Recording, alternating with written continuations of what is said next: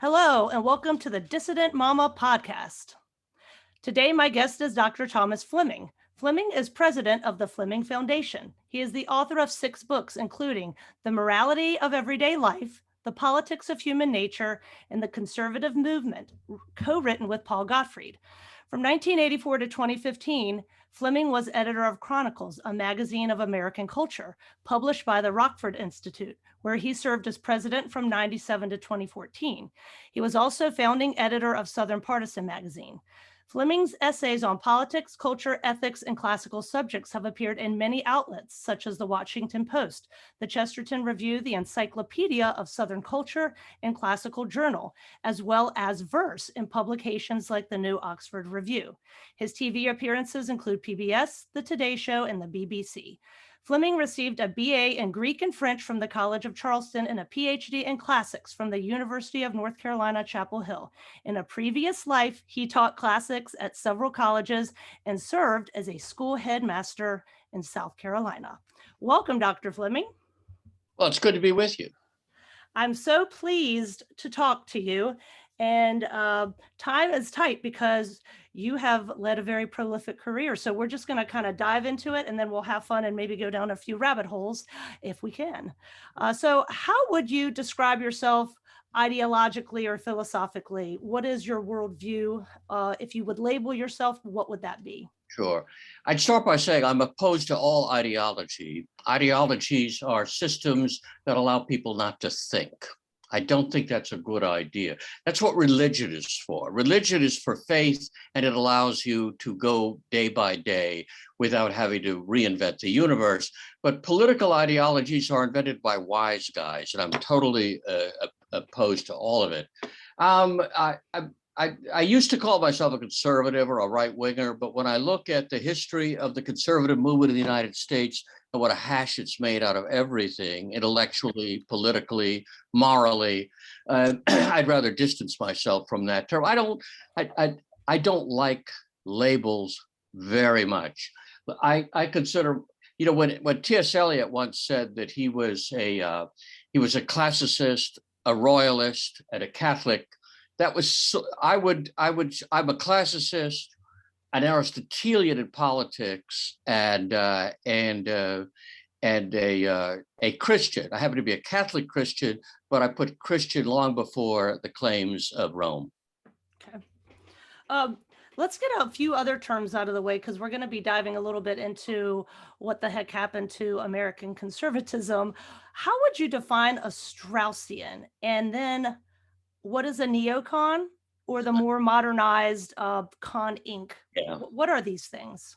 Okay, Straussians are followers of Leo Strauss, and it's an ideology. Strauss was a pretty good scholar and a clever political thinker, and he was sort of anti-Christian. He believed that religion was the enemy of philosophy, and that the duty of people who thought philosophically, whether they were real philosophers or not, was to escape from superstition and to create a rational world of where people could live together. And this meant, however, that they had to deceive a lot, because common people out there believe in these superstitions. So for the Straussian, you have to go along with whatever the prevailing superstitions are of a society. You call yourself a Democrat, though you don't believe in democracy, or you call yourself a Christian, though you're not really a Christian. And the whole point is to take power and rule wisely. It's been debunked many times by very good scholars like Miles Bernier, who was a fine Canadian classicist. But it's essentially a bogus intellectual movement that always takes power wherever it can. And some of these people are perfectly nice. I'm friends with Leo Strauss's daughter, for example, and I've known a lot of Straussians. They're sometimes pretty good people. As an ideology, I entirely reject it. Okay. Would you equate them with neocons? Are they synonymous? Well, many neoconservatives, when they want to get uppity and pretend to be intellectuals, which they're not, they pretend to be Straussians. That's a point Paul Gottfried used to make. But they're not really up to that level, because to be a Straussian, you have to study classical literature, you learn ancient languages. Maybe you don't do it very well, like your Alan Bloom, who is not a very good scholar. But I mean, you do take these things seriously, whereas Straussians, as the Straussians do, is the neocons are basically, they are the children of old lefties, and they realize that the hard left had turned against Israel and had turned against things they believed in. So they rebelled and decided they would instead take over the conservative movement. So between the neoconservatives and the Straussians, they're people who, they're like changelings. They pretend to be something they're not. And conservatives were so gullible in the 70s, 80s, and 90s that they allowed them to take over. It's really quite extraordinary. I watched this happen, and I was astonished at how easy it was. Once, for example, Irving Kristol had taken over major conservative funding organizations, then everybody fell in line. Heritage Foundation, New Free Con, all of these great bulwarks of traditional conservatism crumbled. That will lead to my next question about Mel Bradford. What was your relationship with him, your influence either on him or him on you? Because he's kind of, I've interviewed Paul Gottfried before, and he's talked about, how he got rejected by the Reagan administration because, what's his name, decided he didn't like him. I'm forgetting his name. Well, primarily Irving Kristol, and Yeah. then, yes. I knew Mel quite well. I first met him. I was invited to participate in a conference which led to a book called Why the South Will Survive, edited by Clyde Wilson. And they had a party for the authors, and they invited me, although I wasn't an author, and then invited me at the party. And that's where I first met Mel. That would have been 79, 80. And until his death, we talked regularly on the phone. We met. He was a key second generation representative of the Southern agrarians. He was friends with all of the surviving agrarians, people like Cleance Brooks and Andrew Lytle. And through Mel, I got to know all these people well, and Mel was the kindest person I've ever known. It's interesting because the press portrayed him as such a hostile, aggressive, intransigent. He would tell me, "Tom, I don't have a thing against Irving Kristol." He said, "He's just the way he is. The leopard can't change his spots," and he was extremely kind to me and very helpful when I was trying to turn Chronicles into a serious magazine. Again, somebody I talked to for hours every week. And what about Sam Francis? He's a name that comes up a lot with new paleocons like me. And what was he like? And again, your relationship and influence. Sam and I first met when we were both in graduate school. It was sort of funny. There were a number of people at the University of North Carolina, which when I was growing up in the Charleston area, we used to call it Commie Hill because it was so radical and left wing.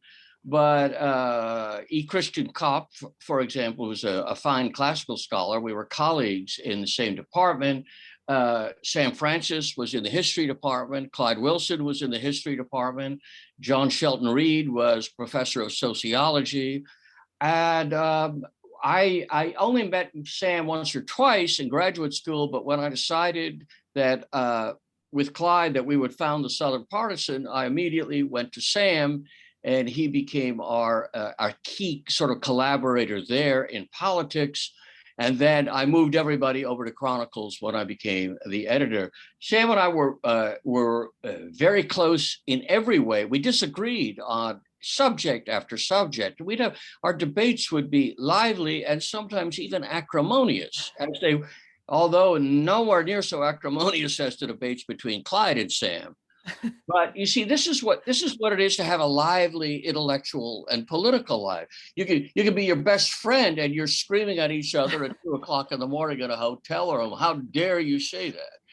And but I once went for about 6 months without speaking to Sam.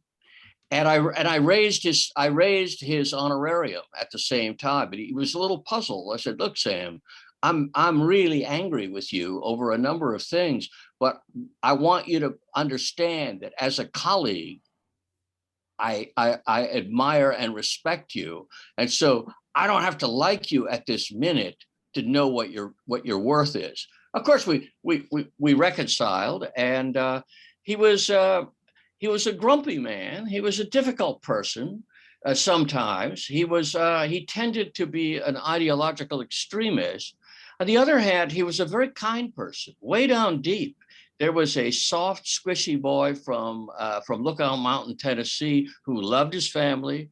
I went to the funeral in Tennessee, and it was very moving to meet his family and to realize how deeply rooted he was both in his family and in his state and in the South. Now, were you born in Superior, Wisconsin, and then moved to Carolina as a child? Yes, my father came from through his mother's side. He had Southern roots. I was born up, and we're talking about the far north, near the Canadian border. Yes. It is a hellhole of a place. You can't believe how awful it is today. I love going up there. I have a friend up there named Anthony Bukowski, who is one of the finest fiction writers today. And I love meeting a guy who he is like the Faulkner of the upper Midwest. He stayed home. He should have gone elsewhere. By the way, he did go to LSU and he loves the South. But yeah, it is among the most bizarre places in America. The other most bizarre places are Cajun country in Louisiana and the low country of South Carolina. And I'm proud to have spent a lot of time in three of the most eccentric, strange places. Home for me can never be, I realized in a way after I'd lived in South Carolina for a couple of years, that this was the home I had always really needed. I love going to the North Woods. I love going fishing up there. I love even seeing the people, but home is still South Carolina. Yeah, I know a little something about Wisconsin. I lived in Madison for 5 years. That's where I got That's not Wisconsin. Say what? But Madison is to Wisconsin Yes. what Washington D.C. is to the United States. Yes. I just spent the day in New Glarus and Monroe, Wisconsin, which in southern Wisconsin, these are wonderful places. Mm-hmm. But anyway, I used to go to Madison. I spent a lot of time in Madison working in the library. I mean, using it. Yeah, I try to tell people that Wisconsin really does have salt of the earth people once you get outside of Milwaukee and Madison. It's got some really... Even Milwaukee is better than Madison. Yeah. But these are people, they'll vote for big government because they want handouts. But on the other hand, don't ever hint that you'll take away their gun. Right. Don't ever hint that gay marriage is a good idea. I mean, they're very, very reactionary on the really big issues. They like tax and spend Democrats because, that most of the state, the part of the state I was born in, has been bankrupt forever. And there are no jobs. There's nothing. The people live on welfare programs disguised as educational experiments. Mm-hmm. Yes. Let's talk a little bit more about your youth. One of your Fleming followers, I think is what they call themselves. They said that you grew up with a commie father. Is this true? And how did you get your way out of that? My father was an unusual man. He was athletic. He was handsome. He was all sorts of things I am not. He was the best fly fisherman in the county. He was the best shot with deer. His father had died when he was young, and so he became the sole supporter of his family. And he went to sea, and he became a union organizer for the National Maritime Union, which basically was a red union. And when the head of the union, Joe Curran, was beaten down, they were trying to kill him in a demonstration. My father flung himself over him and took and protected him. Curran had got an axe in the back. So my father was very left-wing. He would never admit to being in the party. I was just about positive from his communist friends that I grew up with our family friends were often communists. He was literate, intelligent, thoughtful. He was an ex-Catholic, so he was an atheist, But he was a great inspiration. By the time he died, of course, he owned a baseball team, and believe me, owning a moderate-sized business, you learn a lot. Even George McGovern learned that there's too much business regulation. By the time he died, he was probably a moderately conservative Republican. He was always ethically very right wing. He once told me that a man who betrayed his wife betrayed himself. And he said, don't ever be false to yourself by being false to the woman you married. We never talked politics at home. And by the time I got interested in politics, my views had been so molded and shaped by reading the classics and by my experience of living in the South. And by the way, he loved the South and he embraced it completely when we moved there. So it was, I did get one thing. I learned that lefties in America are not always evil people. They're often very well-intentioned people. They're high-minded people, but they're stupid. They don't see reality. And by the way, those lefties are totally different from the kind we get today. When I first came to Chronicles, I decided that, well, my nearest rival was the Progressive in Madison, very left-wing magazine. So I called up the editor, Erwin Noel, an old lefty, very far left, and we started having lunches. And we used to do this radio show in Chicago on WGN with a University of Chicago professor named Milt Rosenberg. And Erwin Noel, he told me, he said, look, I live in a small village outside of Madison. If the America could be like that, I would agree with you about limited government and localism and everything, because that's the way life should be. He was a fine man, and of course he was anti-war. And we shook hands on a lot of issues. The trouble is, the left today are just shills for the regime, and unfortunately, the so-called right are shills for the Republican Party. But there are people, there used to be, not so much now, there used to be people like Alex Coburn. I didn't know Alex well, but he was one of the most brilliant, maybe the most brilliant left-wing columnists in America. He was a Brit. His father was Evelyn Waugh's cousin. But Alex was an honest man. And honest people are so rare, it's good to embrace them when you meet them. Yes, that leads into my next question. Well, so per your Abbeville speech from this fall, I think it's safe to say you're not a Misesian, but there are a lot of libertarian listeners I have that would like to know your thoughts on Mises or Murray Rothbard, and how would you define yourself economically?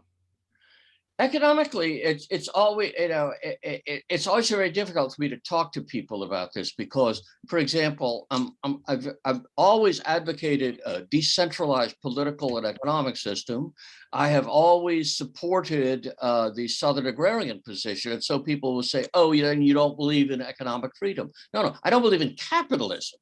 Capitalism means the rich get to restructure the world according to the way they want it and run it.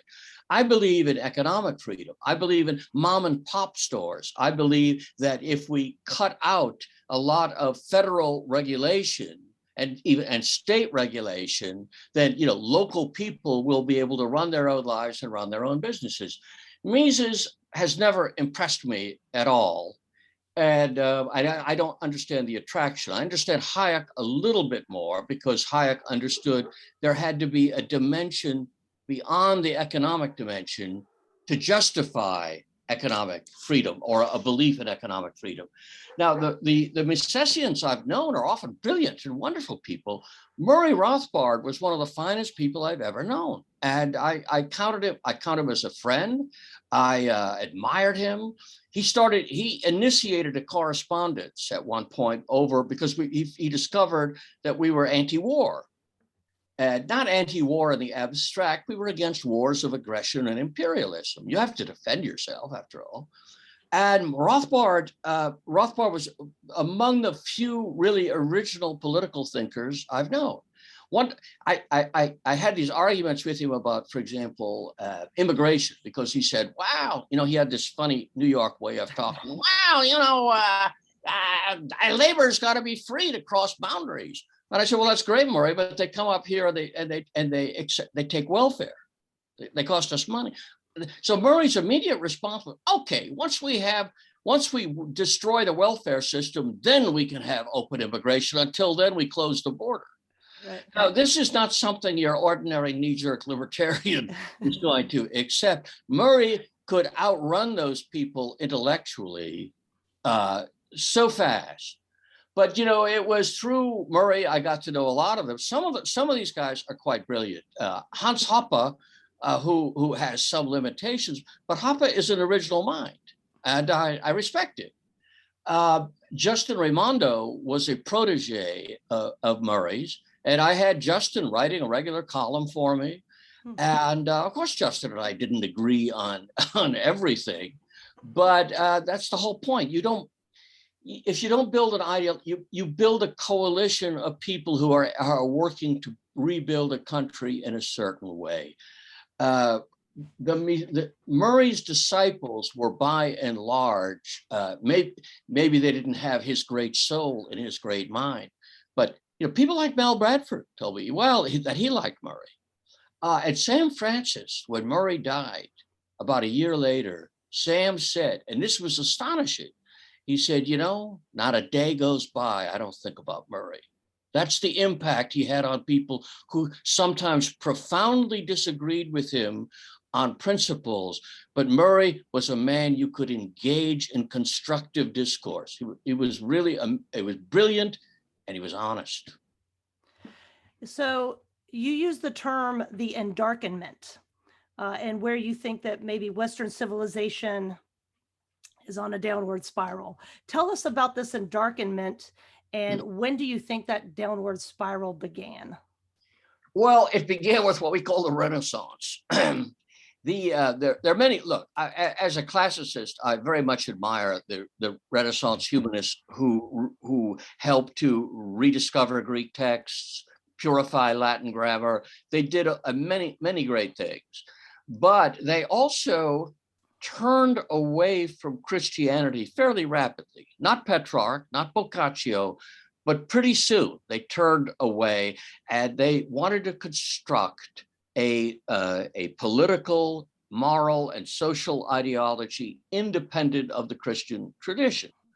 And the result, and so they were sly at first. They were careful, like people like Montaigne. They were careful to disguise themselves. But essentially, they have become the mainstream of intellectual thought in the West. The modern great books, other than Shakespeare, if you looked at a list of what are the really great thinkers, they all are enemies of our civilization, our religion, our morality.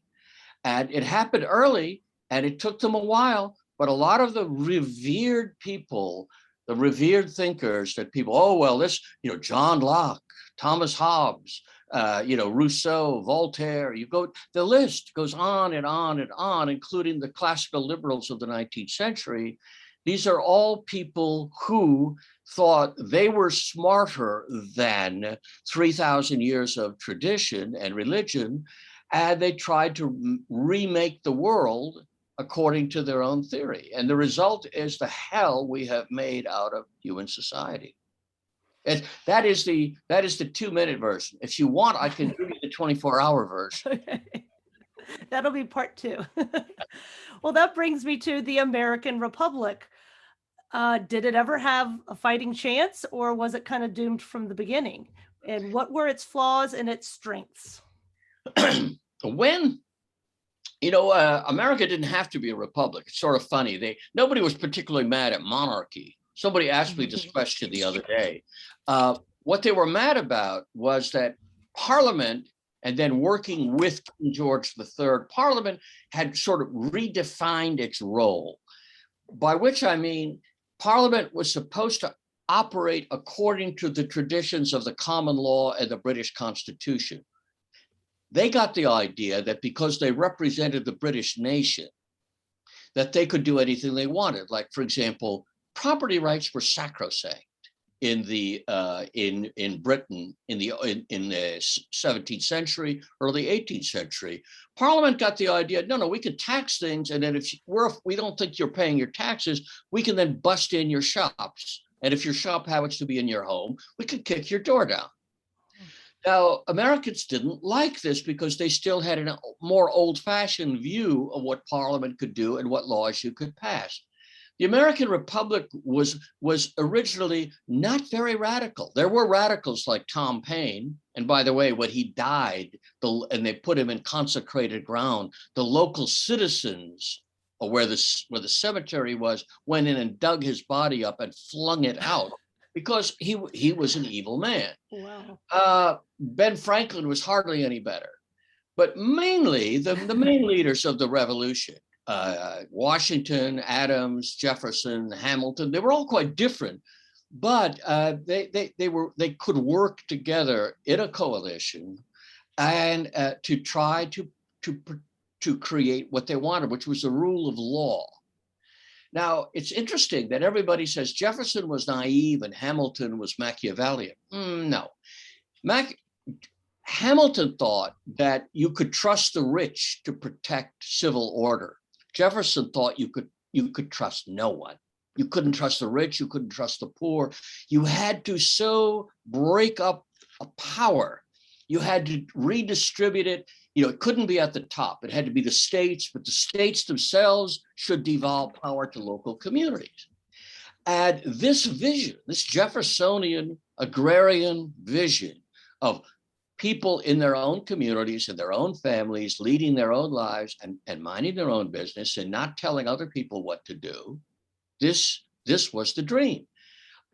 It worked. It was spotty. It worked. John Marshall was the great enemy of this, as Jefferson said. The federal courts had become, as he put it, sappers and miners. That is, in military terms, undermining the fortifications, undermining our constitutional order. It came to a head in 1860, and basically the war between the states had very little to do with slavery. It had to do with whether or not states would retain the rights they had under the Constitution, and as a result of the success of the Revolutionary War. The side that was opposed to that, it's not just states' rights, it's a basic fundamental principle. Would the federal government have the right to tell people what to do or not?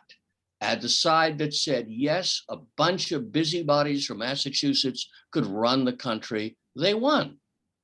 And of course, they ruined the South immediately, but then they proceeded very quickly, as Henry Adams, who's one of those people. Henry Adams understood that by the 1880s, basically, the federal government was a sewer of corruption, and that corruption was the way of life of American politics.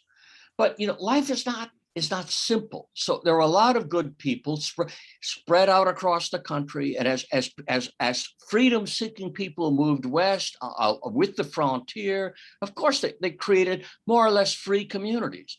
It has taken all this time for the federal power to oppress and subjugate these communities. And of course, whatever happens, this is, by the way, a libertarian insight, that war is the health of the state. But Bob Higgs wrote this great book, Crisis and Leviathan. If you don't have a crisis to justify increase of state power, you'll invent one. When I look out and I see people wearing masks on the street, I've been thinking about this famous movie and novel called The Invasion of the Body Snatchers. Where in the original novel written in the 1950s by Jack Finney, this doctor is looking out and he sees people all putting on a button. And of course, that's how he knows they are seed pod created. They're not real human beings. They don't have real human feelings. Well, when I look out, every time I see somebody putting on a mask when he doesn't have to, I see pod people. Mm-hmm. So we weren't doomed from the beginning, but even Franklin was wise enough to say, allegedly, when they walked out of the Constitutional Convention, when they said, "What form of government have you given us, Dr. Franklin?" He said, "A republic if you could keep it." One of the big mistakes that conservatives make, they think there's something sacred about the document of the Constitution. There's nothing sacred. It was a people got together and said, "Okay, I'll give you this if you give me that." It was a series of compromises. But the whole point was that it was adjusted so that we could ignore each other and forgive each other's differences. Once we quit doing that, once we quit saying, "You've got to live the way I want you to live," doom began to set in. It's not over, because there still must be 100 million freedom-loving, wonderful people in America. The trouble is there are 200 million of the other kind, and we have to learn to deal with that. And the current crisis over COVID, I'm not a conspiracy theorist. I think there's a real disease there. I got my inoculation 2 weeks ago because I want to travel. But the fact that so many people fell in line and said, "Yes, boss, you tell me what to do. You say jump and I'll say how high." This is very embarrassing for an American who's lived as long as I have. Yes, and Christians are falling in line too, and it's been shocking that doors should be wide open to churches more than they ever have been, in my opinion. And the fact that we're still having mandates in some places, mask rules, in the Orthodox Church, some places you can't kiss the icons, all these types of things. It's very troubling. So I don't know if I would say 100 million people are on our side, but there are some. Well, there are lots of people who would be on our side, but they're very confused. It's Yes. like Metternich once said. He said, "The hearts of the German people are good. It's their minds that are confused." Right. There are a lot of people with good hearts who can't think through the issues, and they're afraid. And the whole point of the media, the whole point of having mass media, mass movies, mass music, this whole culture we have, it's a commercial money-making operation to degrade the American people. It drags them down into the gutter. Can you tell me about your evolution from atheist to, I think, Episcopalian, now Roman Catholic? Well, I grew up in a funny family. My mother was Orthodox, and my father was ex-Catholic. So I would be dragged by family members to church here or there, but it was very clear. My father said, "Religion's fine for people who need it. We just don't happen to need it." We went to the Episcopal Church in South Carolina intermittently, because really it's not a good place to be an open atheist. And my father had friends, and he just wanted to be decent and respectful. I developed an affection for the ritual and the beauty. I also had an affection for the ritual and beauty of the Orthodox Church, which I would go for Orthodox Easter with my grandmother and things like that. And my Catholic relatives were always let me know they were praying for my salvation, because I was going to burn in hell forever if I didn't repudiate my father's stupid atheism. These were his sisters, my Aunt Mary and Aunt Catherine. But a couple of things happened. One is I had Christian friends, and I realized that they were more reliable and more decent people than my non-Christian friends. By Christian, I don't mean just occasionally they sort of believed. I mean aggressively evangelical Christians. Secondly, I'd read a lot of Plato and Aristotle, and the arguments leading me to the idea that there has to be a source of order for the decency and beauty of the universe. I became convinced of that. I didn't call it God, but I realized there was a source. I think two things pushed me over the top. Well, actually three. The first was living in San Francisco. I realized living in San Francisco that God may not exist, but the devil sure as hell exists. And I enjoyed my life out there. Unfortunately, I ruined my left ear going to rock and roll concerts. which I'm very sorry for. But I led the life, let us just say, and I began to be disgusted. Secondly, one of the things that really was very weird is simultaneously a friend of mine who was a kook and a homosexual loaned me C.S. Lewis's Space Trilogy, in which, he surreptitiously makes an argument. It's a Platonic argument for Christianity. But then the chairman of my department, because I got drafted out of graduate school and then they didn't take me. So what happened was he said, I want you to teach this course in introductory Greek, but it's for Christians. We're going to suck them in and because they want to learn Greek. They're all these crazed evangelicals and Bible thumpers. So I know it's embarrassing to you, but will you do it? So I had to read John's Gospel in Greek. And to be quite honest, reading John's Gospel in Greek carried to me such conviction of its truth that I've never been the same person since. But the experience of looking evil in the face.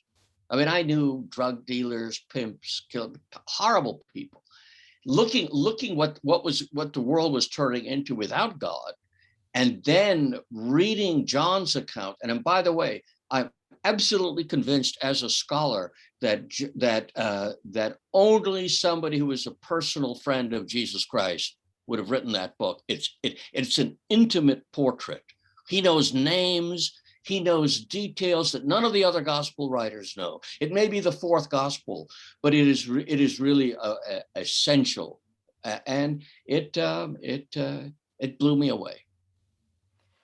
At the Fleming Foundation, you say, our main goal is to do in a very small way for our foundation what Boethius did so splendidly in his, to hand on as much of the classical Christian tradition as we can. So can you tell me a little bit about who Boethius is and why we should emulate him and why the classical Christian tradition is so vital? Well, that's a big question. I'll start the little way. Boethius was a Roman senatorial patrician of the highest rank in the 6th century BC. The Roman Empire of the West had fallen. It was being ruled by a Germanic king named Theodoric, who tried to have, he said, his Gothic warriors would defend his kingdom, and then he had counted on the Roman aristocrats to run the bureaucracy, and Boethius rose to the very top. At the same time as he was doing this, he was desperately trying to translate and interpret the Platonic Aristotelian tradition because he knew that people were losing Greek in the West. And so he wanted to preserve this learning so that it would be passed on. Boethius was an active Christian. He was, mainstream, Catholic and Orthodox. Near the end of Theodoric's life, he began to be suspicious. I describe him like, gorillas are real cute when they're young. You could teach them sign language and have a lot of fun with them. And then one day you say something to them and they rip your face off. Well, that's the way barbarians are. And eventually Boethius said, you people really lust after the old empire and the emperors in Constantinople. You're not loyal to me. So they got trumped up charges. And in the end, they wrapped cords around his head, rope, and twisted. And you know what you can do if you keep twisting and twisting? Well, the brains burst out through his skull. That's how they killed him. But he was on death row, so to speak, for a long time. And he wrote one of the most influential books ever written by a human being. It's called The Consolation of Philosophy.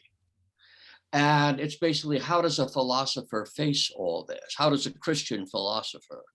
And so his career, first of all, saying, yes, I can be useful. I can work for the Republican Party. They're a bunch of savages, but I'll do the best I can. I'll try to be active politically and helpful, a good citizen. And at the same time, try to devote the better part of my mind to higher pursuits. And then when the time comes, write the spiritual testament. Now that book later on, It was translated by Alfred the Great into Anglo-Saxon. It was translated by Queen Elizabeth I into English. It was an indispensable book for over 1,000 years. Everybody had to read it. It is who we are. Okay, maybe if I look at my background, I'm descended from a long line of skull-bashing savages, mostly Celts.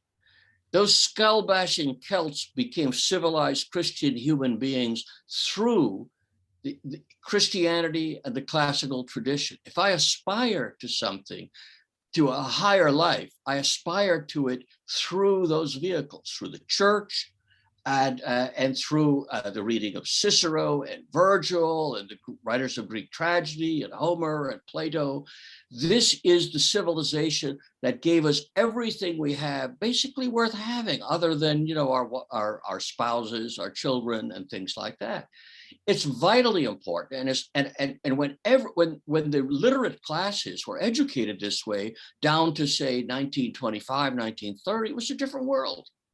We've repudiated it all, and we've thrown out not just the church, but we've thrown out all of the sources of higher learning and higher knowledge, and we think that somehow statisticians or psychologists can come up with principles by which we should conduct our lives. Well, it's not true, and it doesn't work. We know it doesn't work.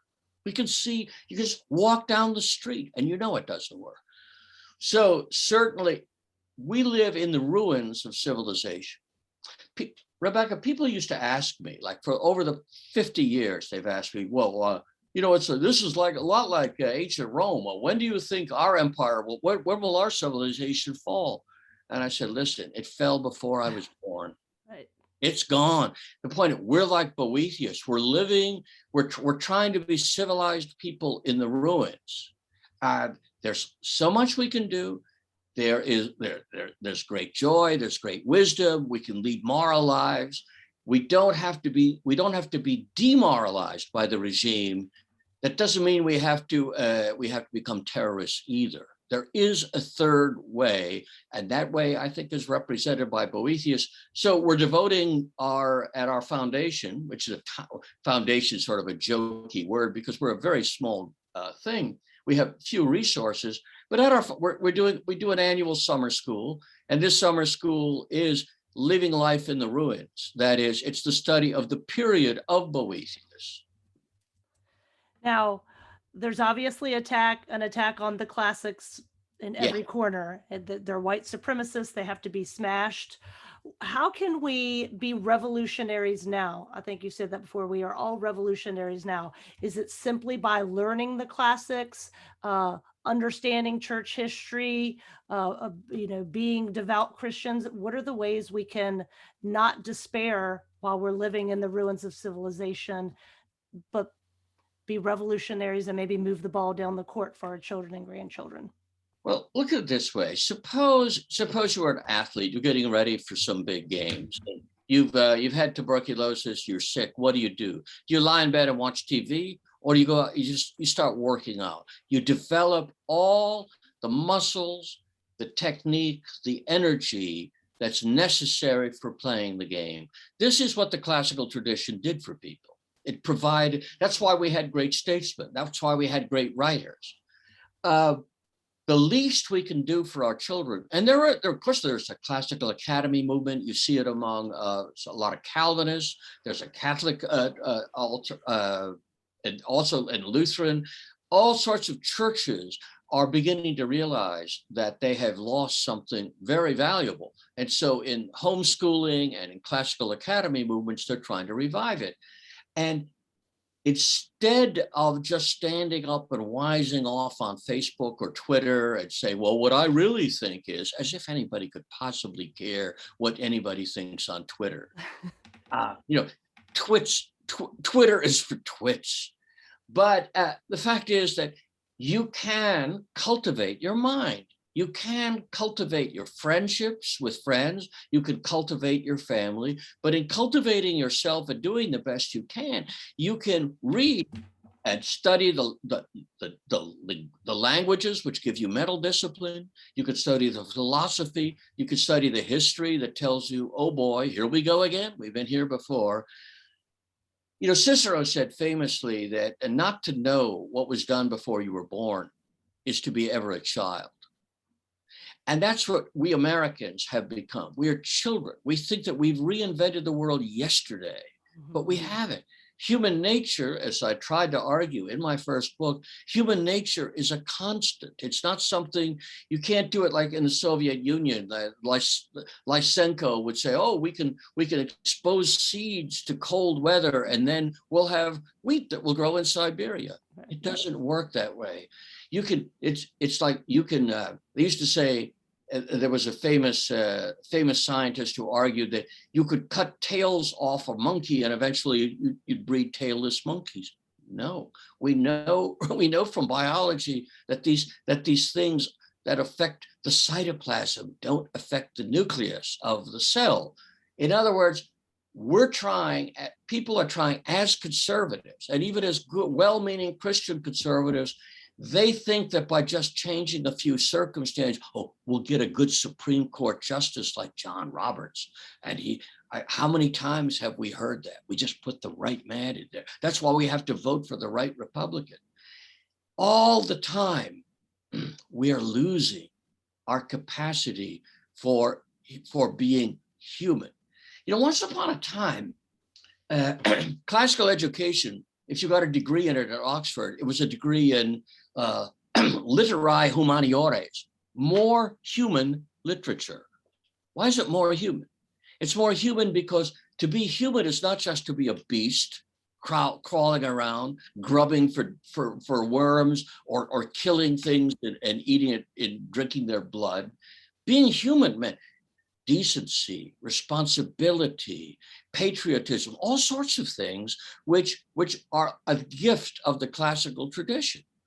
And the people, there are thousands and thousands of people who in all sorts of different little ways are trying to revive it because they know that this, maybe, I used to say to my friends in the League of the South, okay, we'll probably lose every political battle we enter into, but if we study who we are, if we work hard at becoming the proper heirs of George Washington and Thomas Jefferson and Robert E. Lee, we can't lose. Every moment we spend becoming better human beings is a plus for us. So it's a win-win situation. We may lose the whole country, we may lose everything left political, but we will be better people. And that truly is revolutionary because they, as in the evildoers, want us to despair. And I see the attack on classical education, as also an attack on, Christianity as well. And a lot of times when I'm talking with people about, oh, they're not into the monuments, whatever, I try to explain to them, we need to know who we are and where we came from. But I truly think that a lot of the times they go after these statues because these men were very devout Christians. A lot of them. Without question. Yeah, without question. So do you see, you have the classical education being smashed. It's white supremacist, Robert E. Lee, horrible racist slave owner. Is this all just killing the bird, using two stones to kill the bird, so to speak, just to have people despair? So the only thing they have left is government?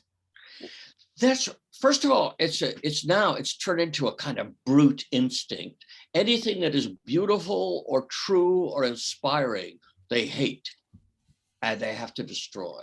Secondly, they know that we are the enemy. To the extent there's any real resistance, I don't mean the token resistance put up by Mitch McConnell to the revolution, because as far as Mitch is concerned, as long as a few jobs fall his way, then everything is fine. I mean real resistance, real root and branch, moral and cultural resistance. It's going to come from Christians who value their past. So we are the enemy. During the French Revolution, what's one of the first things they did? they destroyed, first of all, they went around blowing up churches. They literally blew up with gunpowder the Church of Saint-Germain-des-Prés, which is one of the greatest churches in Europe. But they also destroyed the monuments of the Merovingian kings. This rage to destroy images of the past, as if somehow, once we destroy the past, if I can quote a popular folk song from the 60s, once we pave paradise and put up a parking lot, then we can all we'll live in a brave new world. We can be without any of these former distinctions. No distinctions of sex, gender, marriage, race, religion. None of that will matter. What stands in the way is any particularity. The fact that you're a woman and I'm a man. The fact that you're a married woman and I'm a married man. The fact that we have children. The fact that we love our children more than somebody else's children. The fact that we may love our neighbors more than other people's neighbors, our country, our religion, all of that has to be eliminated. And they will succeed as long as you let them succeed. But if you study your own traditions, you embed themselves. And this is, by the way, when you asked earlier about religion, one of the things I am so fond of the Orthodox tradition, which was my mother's tradition, and I used to say I probably know, as a non-Orthodox, I know more Orthodox bishops than most Orthodox and count many of them friends. Their tradition, of course, is a kind of, it's intellectually serious, but there's a kind of naivete. You go through the motions, you do this, you learn what to do. It's a way of living and of practicing, not just of thinking. And that's what we have to do. We have to understand that we are living under subjugation. We're like the children of Israel in Egypt. And we can complain all we want to, and you're just going to be a whiner. Just go about your business, lead your life. What do you think about the state of Christianity in the U.S.? There's lots of corruption going on across the board. One of the things that really made me want to become Orthodox was I love history. And when I realized, wow, there's this whole thing where, you learn about church history and the saints and all these people that came before, the 1500s. I want to do that, So what I find so shocking about Orthodox that go along with kind of some of the COVID cultism and stuff is I feel as if the same people who told me to study the saints and know church history are now doing they're doing the opposite of what I've been taught. So I find it very, it's disheartening. Now the lines in the sand have been drawn very clearly, and I kind of know who my people are within Christianity now. And that would include my traditional Catholic friends and my traditional Protestant friends too. But it's been very sad to see the corruption or the conformity among laity and clergy. What do you think about all this? One of the problems Christianity's had from the beginning is a tendency to equate the gospel with whatever is the regime. In other words, look, I have no objection to monarchy, but Christianity is not necessarily inherently monarchical. But whatever the regime is, then churches tend to gravitate in that direction. So so I remember growing up, I thought Protestant Christians were pretty funny because they were just basically shilling for bourgeois capitalism. I mean, I understood that, and that's still true in large circles. So this is a problem. There's also the question of fear. Christians watch the same movies and the same TV and read the same news sites as everybody else. I try to tell them to quit it. Nobody listens to it. I said, well, they'll say, have you seen this movie? I said, why would I see that movie? Look, if I want to watch a movie, there are a lot of movies in the 20s, 30s, 40s, 50s I can watch. I don't need to be watching something that has violent rape and transgender. Oh yeah, but there's a moral. You don't want to expose yourself to that. But then thirdly, the fact is that a lot of the churches are on the take, like take Catholic charities.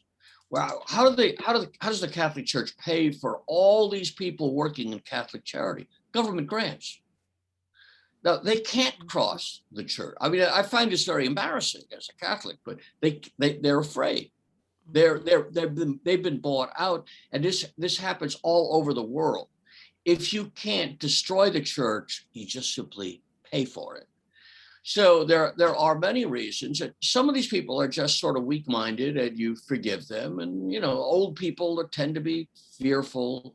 But gosh, when I see I was in a bar in Wisconsin today, and I saw some 20-year-old guy wearing a face mask when he didn't have to. So something has really got to it. But of course, the great thing about face masks is stay away from these. It's like you're a Jew and you see somebody wearing a Nazi armband. I don't think I want to know you. Right. So it is a real problem. The state of Christianity in the United States has been abysmally low since before I was born.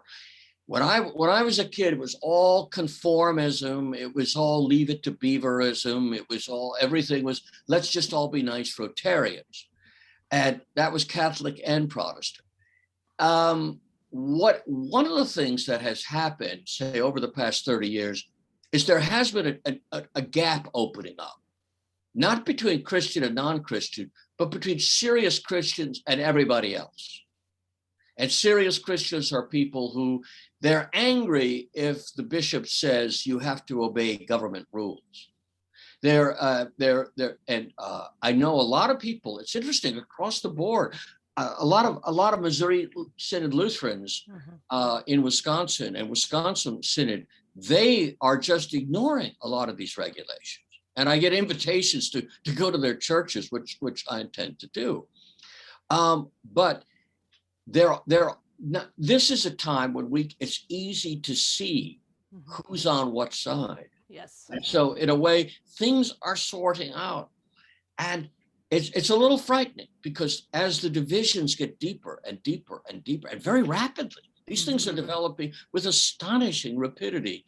It's at least, it's a better situation in a way than, say, 1960, when most people just went along with whatever the rulings, or John F. Kennedy, oh, he's such a nice man. I voted for Nixon, but Kennedy's such, and he's got a nice haircut, and no, he's the devil, But you see, people now understand Donald Trump's an idiot in many respects, but people who voted for him, a large number of them, know he's an idiot. I mean, no, he has no idea how to behave. He has no manners. He has no dignity. He has no idea how government works.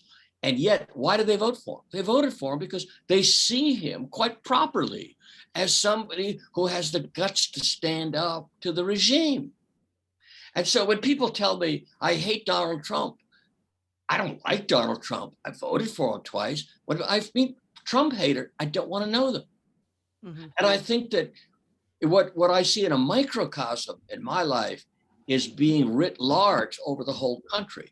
Now, this doesn't necessarily forebode a very peaceful future, because things will get much more difficult before they begin to get, even if they do get better.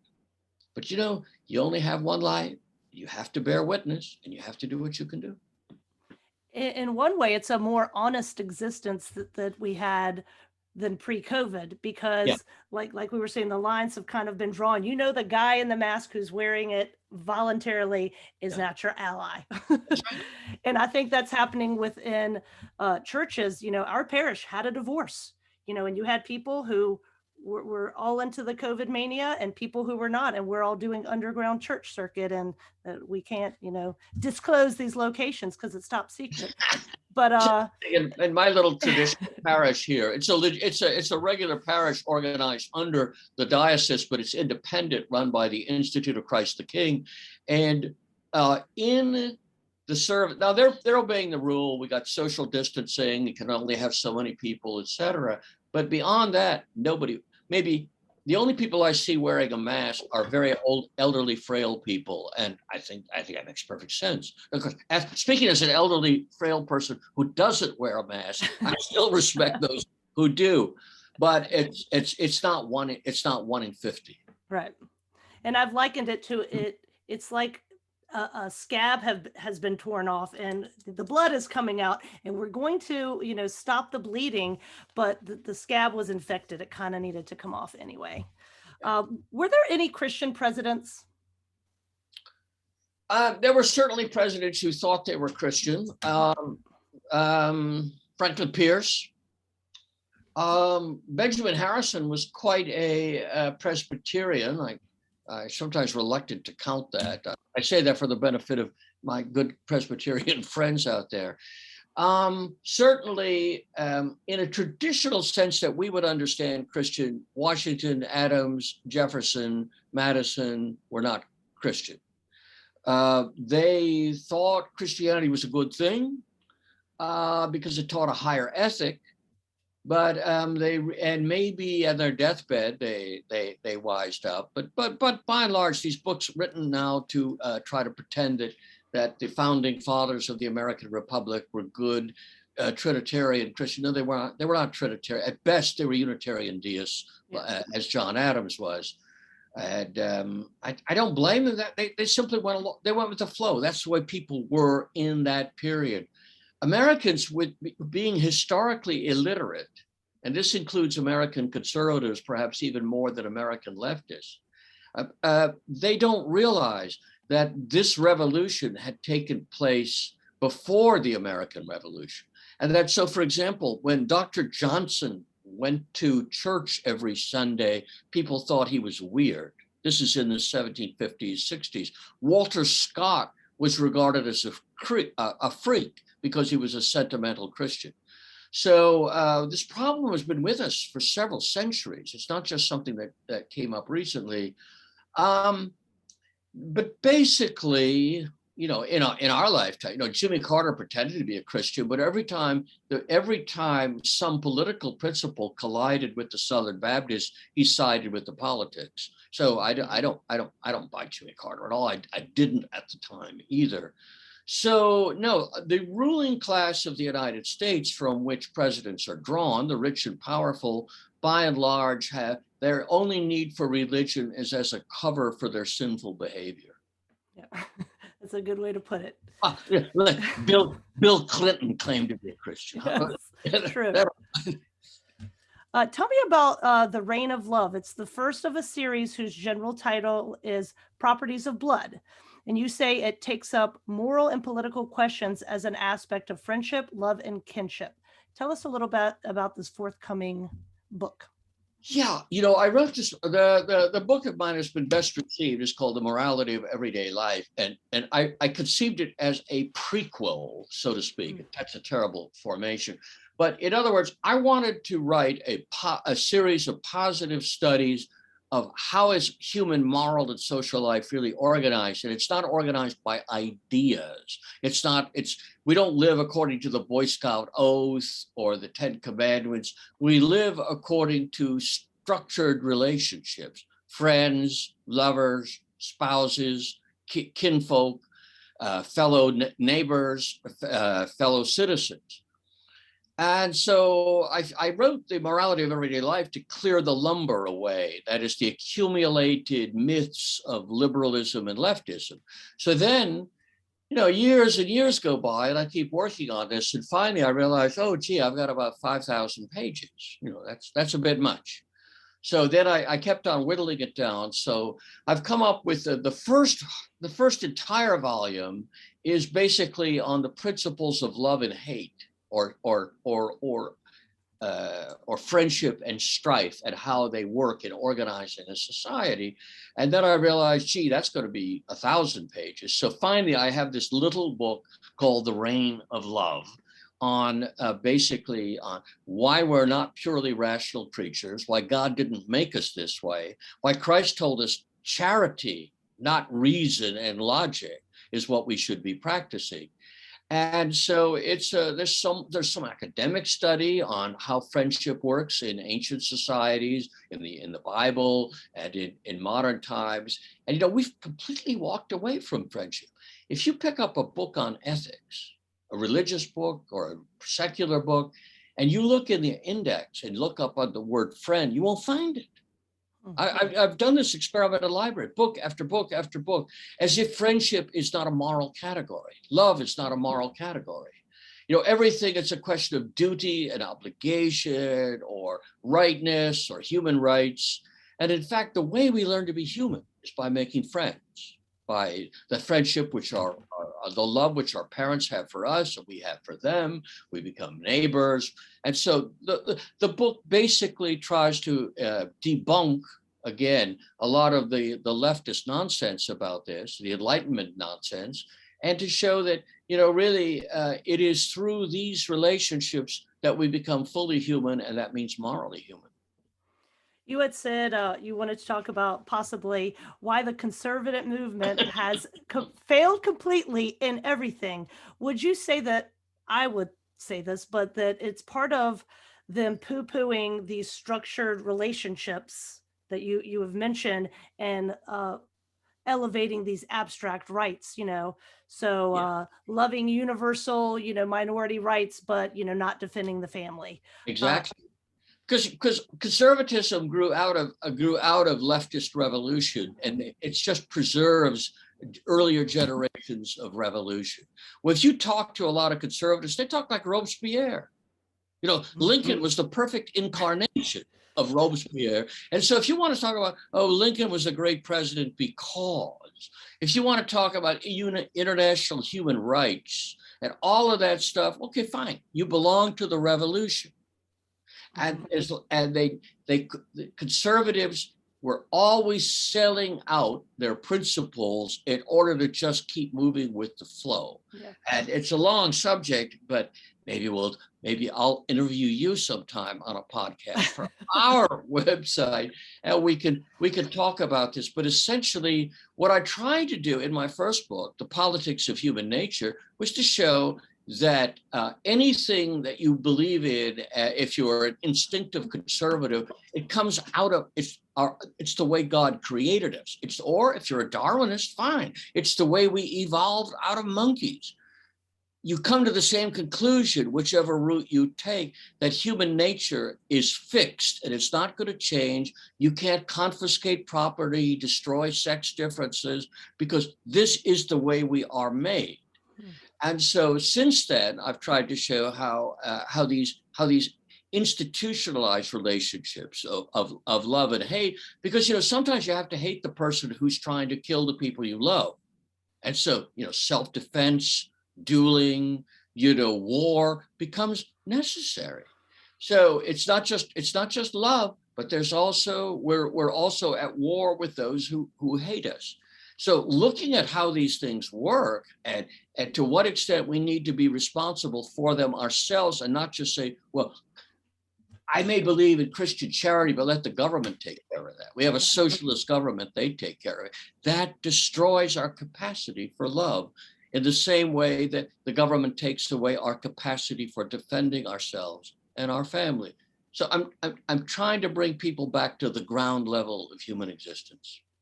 And is this another reason you would say that the South is so maligned, because historically they were more kith and kin, borders, language, culture, roots, land-based living? Yes, exactly. Okay.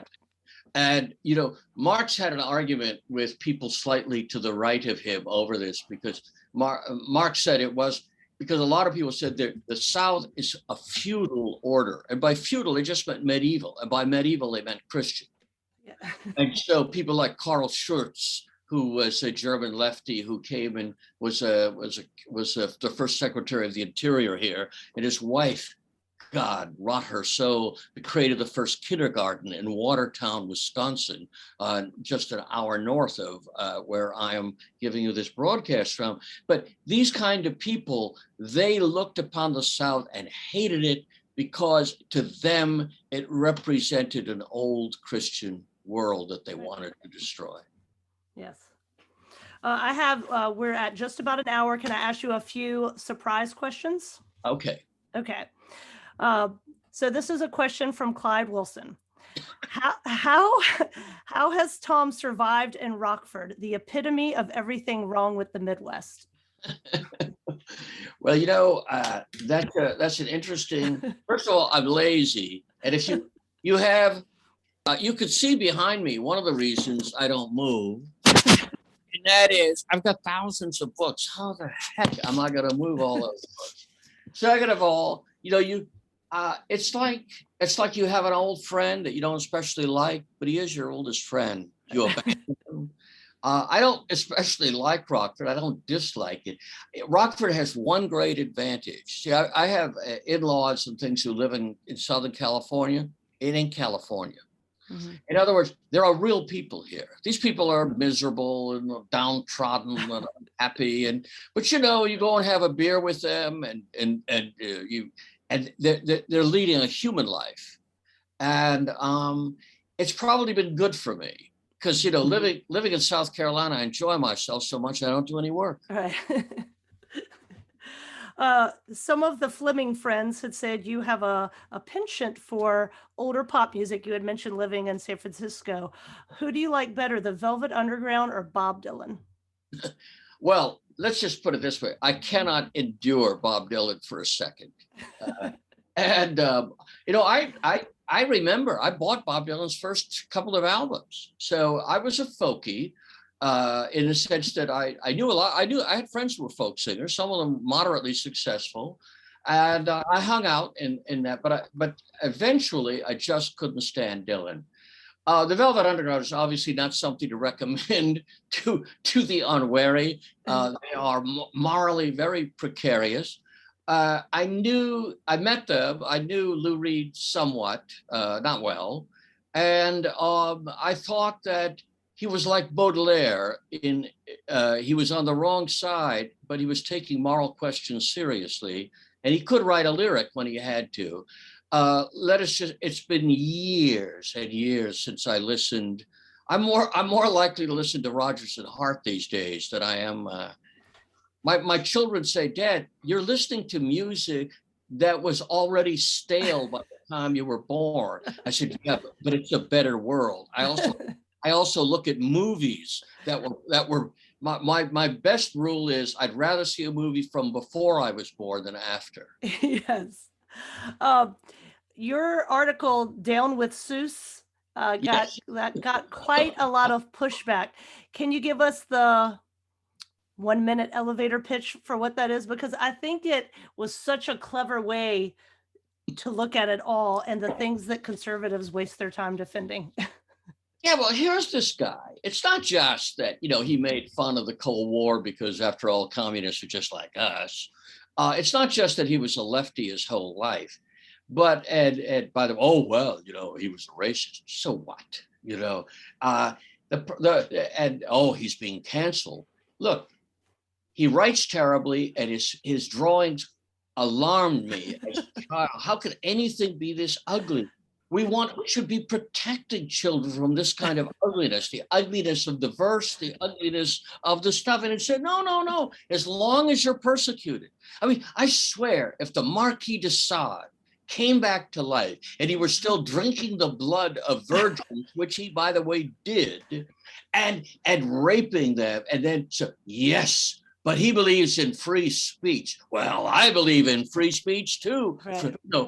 Free the Marquis, free the divine Marquis. No, people, I have to say, I look at these conservatives, they're nuts. Okay, and then the last one is your suggestion. So a lot of rich people are obsessed with extraterrestrial life. And then you said, first they louse up the planet in their own analysis, and now they want to leave their mess behind. It's like something from Blade Runner. Yes, are you going to write something on that?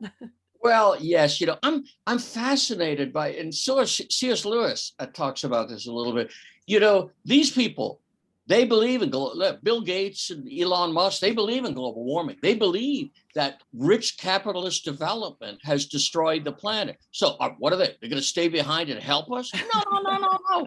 They're going to colonize Mars, because once they've screwed this planet up, then they're going to go on to the next one, and the next one, and the next one. Even a 2-year-old child has better morality than that. The truth is that the American taxpayer is asking to spend billions of dollars looking for extraterrestrial life. Why? You know why? Because that'll prove the Bible's wrong. Yep. The whole point is to say, as if our Christian faith depended upon interpreting the Bible in such a way that there's no life anywhere else. Well, first of all, they've never found any so far. They've never found even the slightest hint, but I don't care. I don't care if they find Martians with a 300 IQ level. That's okay. Well, God chose to do that there. He didn't do it here. We're different. We're living differently.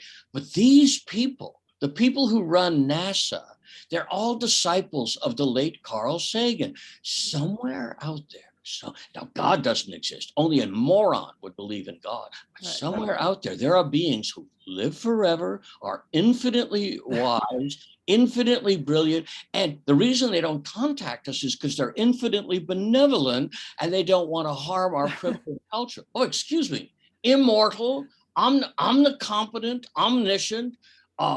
What does that define? They believe that there are pagan gods out there. And when they find Zeus or Thor or whoever it is, they're going to overturn Christianity. Your tax dollars are being spent on this.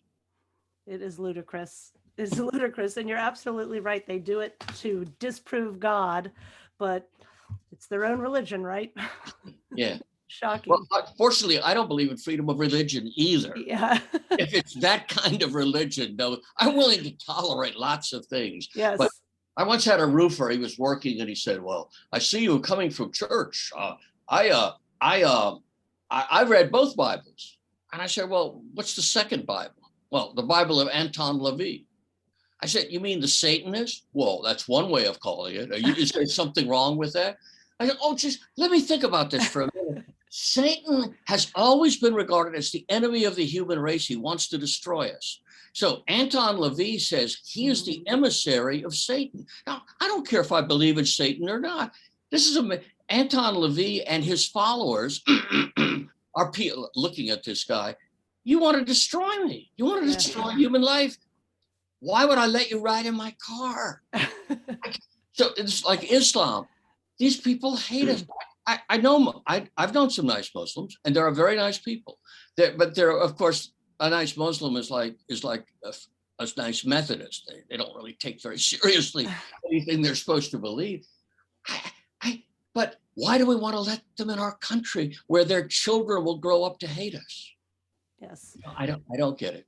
Well, yes, the whole pluralism thing, that could be a whole other podcast. That's right. But we're bringing this one to an end. That's right. We are. I will have to ask you about boxing next time. That was another suggestion from a Fleming follower. Boy. So get ready. All right, Dr. Fleming, it has been a pleasure. It took us a while to make the stars align and make it work, but it was such a pleasure. Thank you so very much. It's been a pleasure for me. All right, bye-bye.